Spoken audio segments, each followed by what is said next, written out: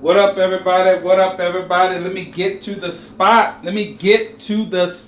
Oh, hey. This is Plan Your Greatness, and I am your gracious host, Carlton Hamilton. Let's get right into it. This is the Leadership Principles I Learned in Prison series. This is volume 6, and this is Give Leaders and Subordinates All the Credit. Okay? Now, let's just think about this for a second. We're so inundated in a society that's about me.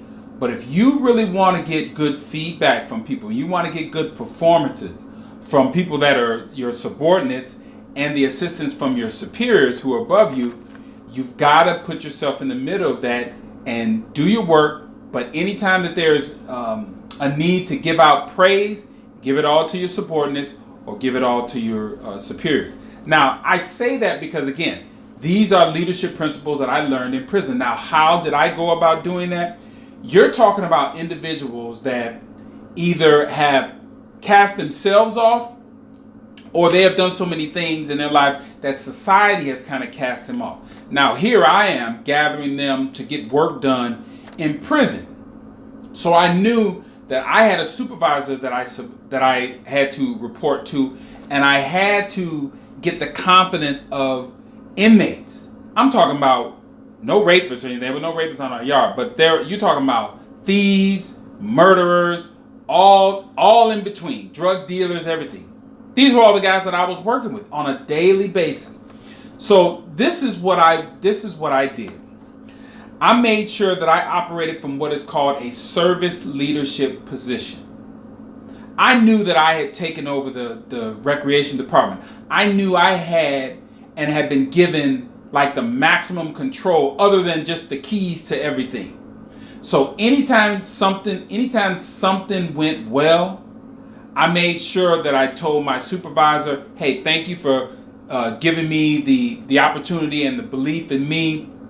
I'll make sure that I do everything I can to keep doing this great job. And all the guys that helped me below, I said, hey, this could not have gone off as well as it did without your assistance. I said, I need you guys every single time. And I'm always giving them dap, giving them a hug, or because there's a lot of people in there that never got that praise, never got a touch to their body that was a sincere touch. That I would be like, hey man, I really appreciate what you did. Man, you did a great job on them statistics. Man, just keep doing what you're doing. It matters. It really matters what you do. And then when the program went off very smoothly, I went to the supervisor and just said, hey, it went great. Thank you for entrusting me that I would pick the right people. And I really appreciate you putting that trust in me. So from a service leadership, I'm always feeling I'm serving my subordinates and I'm serving my superior. And again, deflect all the credit. Again, I put the program together. I laid the foundation down for that program. I creatively thought of doing Olympics, basketball, volleyball, chess tournaments, all these things because I wanted inmates to have stuff to do and I wanted to be able to compete.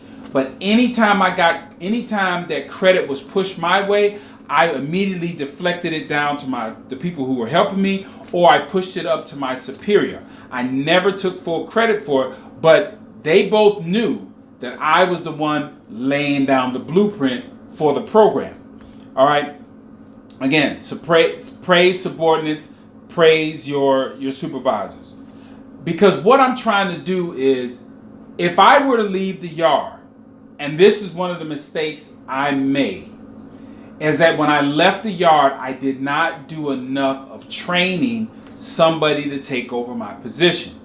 Because then I left, and then my supervisor left, and then there was nobody to implement the program. So now I understand fully that as I do that, I'm making sure that I'm looking for the next leader within that group. Because as I groom the leader, then what I'm doing is I'm elevating my supervisor. So as I elevate my supervisor and she goes off to another position, I can naturally move into that role because I have demonstrated I can take the role. She would probably give a great recommendation. She was like, oh my goodness, I couldn't have done anything without him. Boom, I take over that role. I have somebody that I've been training, they come right into my role, and then the same thing happens there. I mentor them, I teach them, they teach the people below them, because you always are telling somebody who's ever below you, you're only as good as they are. So if they do the things and elevate you, that pushes you up higher, pushes that person out, or you're going to go into another organization and be able to implement the things that you want to implement. And again, same thing. I'm always training somebody to replace you. Now, and nowadays, in today's time, we are so scared of training somebody or finding somebody that we work with or that's working under us that can do our job. And that's what we should be doing.